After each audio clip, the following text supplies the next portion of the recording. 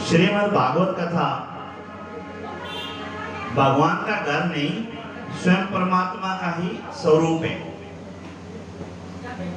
उद्धव जी विदुर जी से जब मिले थे तो उन्होंने बताया था कि जब परमात्मा इस संसार को छोड़ के गए तो उद्धव जी ने पूछा था कि हमारा मार्गदर्शन कौन करेगा। तो भगवान श्री कृष्ण बोल के गए थे कि ये मेरा ही विग्रह रूप है, जिसको भी मेरी सहायता चाहिए, जिसको भी मैं चाहिए, वो इसको पढ़े, सुने, मनन करे। जैसे हमारे बुजुर्ग जब इस संसार से चले जाते हैं तो उनके दिखाए हुए रास्ते हमारे को रास्ता दिखाते हैं, तो भागवत कथा भी उसी प्रकार भगवान श्री कृष्ण के दिखाए हुए रास्ते हमारे को दिखाती है। इस कथा के अंदर एक बहुत प्यारी कथा आती है।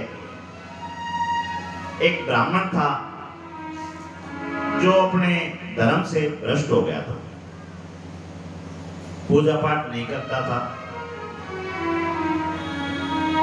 और वैश्याओं का संग कर लिया,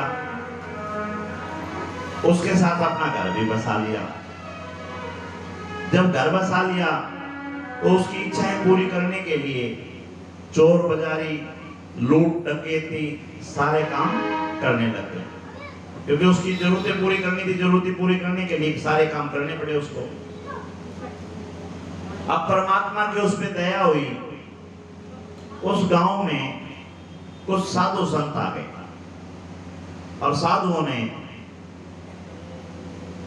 चौपाड़ में कहीं ताश वगैरह चल रहे थे, हुक्का बज रहा था, वहां जाके पूछ लिया कि हमारे को कोई ऐसा घर बता दो जो कर्मकांडी ब्राह्मण हो, भगवान की पूजा करता हो, भगवान की सत्ता में विश्वास करता हो, तो आज हम उसके घर रुकें और उसके घर जाके हम भोजन करें।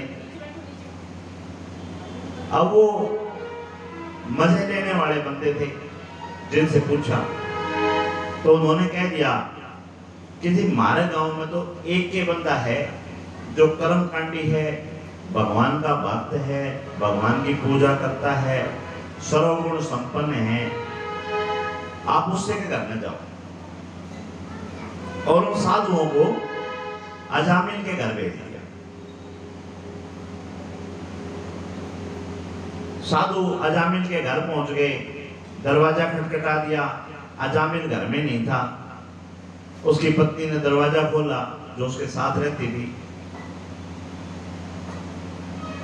साधुओं ने अजामिल की प्रशंसा की कि गांव वालों से हम सुन के आए हैं कि बहुत बढ़िया कर्मकांडी ब्राह्मण है, भगवान की पूजा करने वाला है, तो बेटा आज हम तुम्हारे यहाँ रुकेंगे और हमारे भोजन की व्यवस्था आज तुम्हारे यहाँ है और रहना खाना हमने आज नहीं करना है।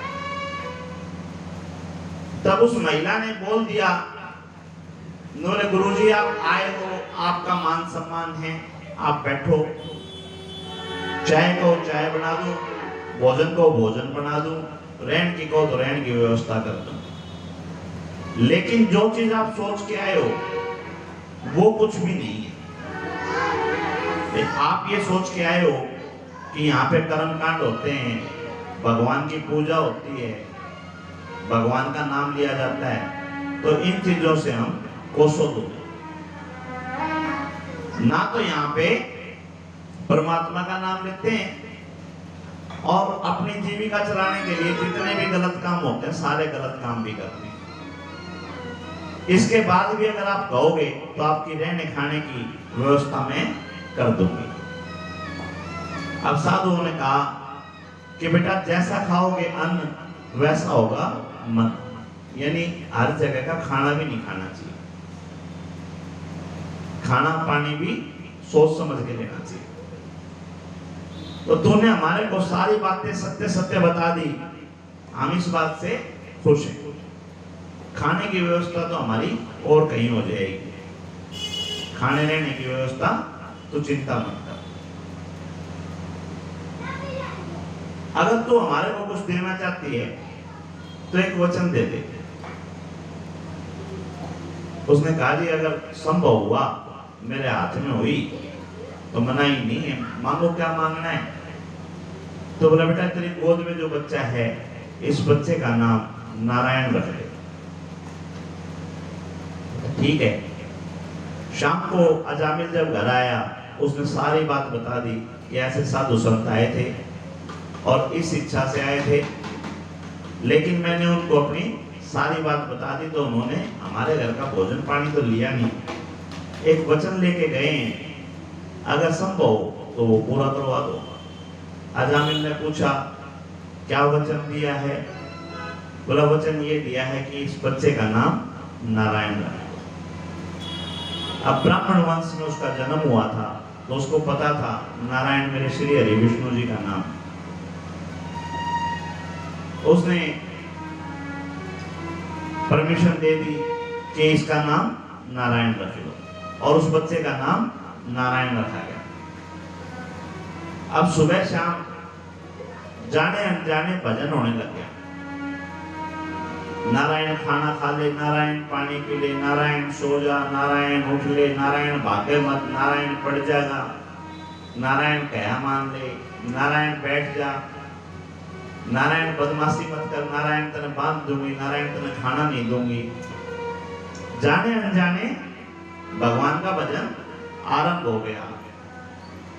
और एक समय प्रत्येक के जीवन में आता है। कौन सा समय है जो प्रत्येक के जीवन में आता है? काल सबके जीवन में आता है, कोई नहीं बचा। आज अजामिल का भी काल आ गया। जब अजामिल का काल आया तो जिस प्रकार चोरों चक्रों को, लुटेरों को उठाने के लिए पुलिस वाले आते हैं, ऐसे ही यमदूत आ गए। अब एक तो पुलिस वाले रिश्तेदार बन काम है और एक पुलिस वाले चोरों चक्का ने उठाना नाम है, तो दोनों का रूप समान होता है। विकराल रूप। और यमदूत अजामिल को लेने के लिए आ गए। अजामिल को देखते ही, अजामिल ने यमदूतों को देखते ही जोर जोर से आवाजें लगानी आरंभ कर दी। नारायण जल्दी आ, नारायण फंस गया, नारायण लेके जाएंगे, बचा नारायण। अब जैसे ही आवाज नारायण के कानों में पहुंची, वहां नारायण के पार्षद पहुंच गए। अब यूं समझो किसी को लेने के लिए एक तरफ पुलिस वाले खड़े हों, एक तरफ आर्मी वाले खड़े हों, और दोनों यूं कहें कि हमारा केस है, तो आर्मी वाले थोड़ी ना छोड़ेंगे। तो पार्षद, जो नारायण के पार्षद थे, वो जीत गए और यमदूतों को वापिस जाना पड़ा। ये सारा प्रसंग अजामिल देख रहा था और नारायण के पार्षद भी उसको छोड़ के चले गए। अब उसने अपना जीवन सुधार लिया और अब पहले तो जाने अनजाने करता था, अब वो जानबूझ के भगवान का भजन करने लगा। इधर यमदूत खाली हाथ यमलोक गए, तो जाते ही उन्होंने रिजाइन लिख दिया। बोला हमने तेरी नौकरी नहीं करनी। यमराज को, यमराज ने पूछा भाई नौकरी क्यों नहीं करनी, कारण बताओ। बोला जब हमारी चलती ही नहीं, हमारे काम के बीच में नारायण के पार्षद आ जाते हैं, तो हम नौकरी करेंगे क्या। तब धर्मराज ने कहा पूरी बात बताओ, आधी अधूरी बात मत बताओ। बोले पूरी बात ये है कि हम उसको लेने के लिए गए और उसने चिल्लाना शुरू कर दिया, नारायण जल्दी आ, नारायण जल्दी आ। नारायण के पार्षद आ गए। धर्मराज बोले फैसला हो गया, वो हमारा केस था ही नहीं, वो केस ही नारायण का था। अब यमदूत कहते हैं महाराज आप समझे नहीं, वो नारायण नहीं थे, वो नारायण तो उनका बेटा था जिसको वो याद कर रहा था। तब धर्मराज ने कहा कि अग्नि का स्वभाव होता है जलाना, अगर जानबूझ के और अनजाने में किसी भी तरह से अगर जलती हुई अग्नि को उठाओगे तो क्या होगा? हाथ जलेगा। क्या अग्नि ये कहे कि छोड़ देगी कि भैया तो अनजाने में हाथ उठाया था? तो जब जाने अनजाने अग्नि अपना स्वभाव नहीं बदलती तो परमात्मा अपना स्वभाव क्यों बदलेंगे? जो नारायण का नाम जपेगा वो चाहे किसी रूप में जपे, कैसे भी जपे, परमात्मा उसको स्वीकार कर देगा।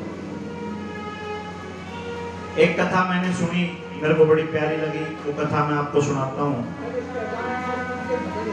2 मिनट में सुना, 1 मिनट में सुना।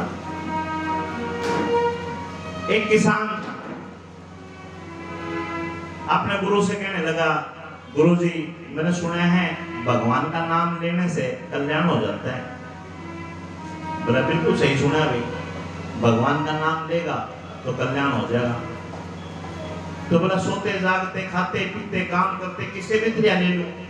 बोला किसे त्रिया ले लिए? जिस तरह लेगा उससे त्रिया भगवान प्रसन्न हो जाएंगे। तो बोला फिर नाम दो। तो बोला लिख, ओम नमो भगवते वासुदेवाय नमः।